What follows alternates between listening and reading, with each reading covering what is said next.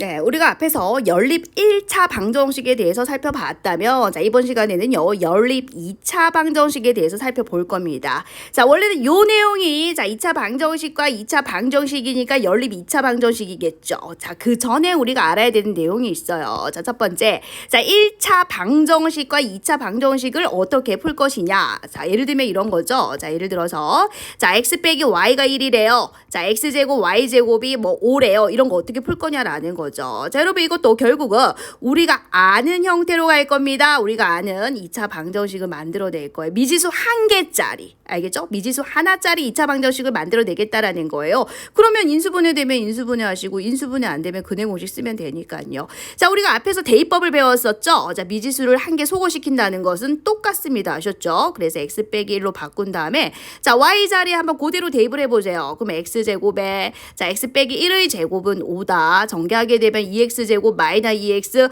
마이너스 4는 0이다. x제곱 마이너스 x 마이너스 2는 0이다. 어떻습니까? 여러분 이거 그죠? 미지수 하나짜리 2차 방정식이 나왔죠? 우리가 아는 형태로 돌아간다라는 겁니다.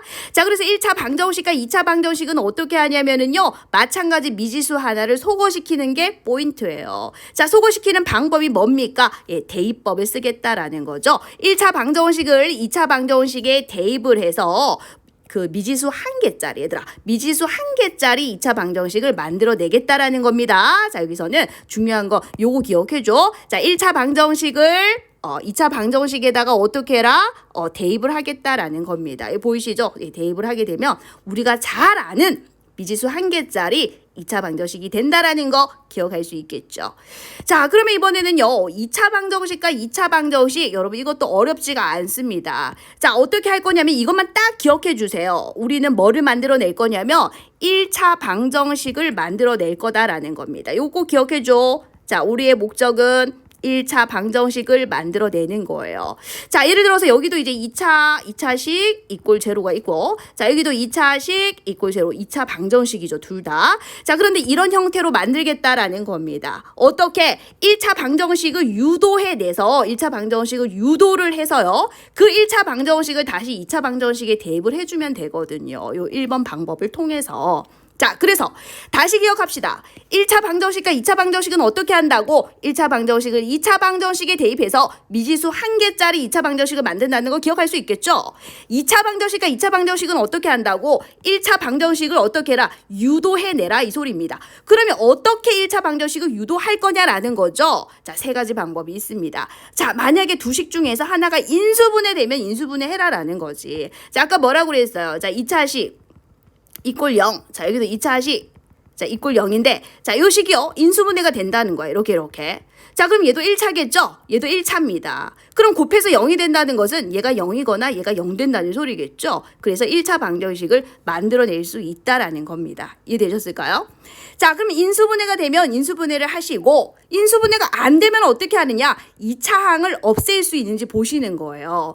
자, 2차항을 없앨 수 있는지 확인하라. 2차항의 개수가 같게 할 수 있으면은 2차항을 소거하여 뭐를 만들어라? 보이시죠? 1차 방정식을 만드는 겁니다. 자, 쌤 뭐라 그랬어요? 1차 방정식을 만드는 것이 요 포인트라고 했죠? 보이시나요? 1차식 이꼴 제로, 1차식을 만든다. 둘 다 뭐예요? 1차 방정식을 만들어내는 게 포인트입니다.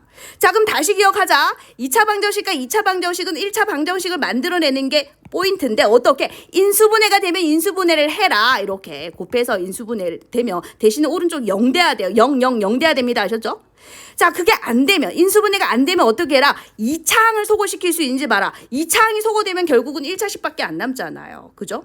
자, 근데 이것도 안 되고 이것도 안 되는 경우가 있어요. 교육과정에서 이 3번은 빠졌지만 그래도 문제집에 나오더라고요. 자, 그 다음에 어떻게 해라? 상수항을 소거시켜라. 상수항을 소거시키게 되면 어떤 꼴이 되는지 아세요? 여러분, 인수분해가 반드시 되게 되어 있습니다. 이렇게 기억하시면 되겠네요.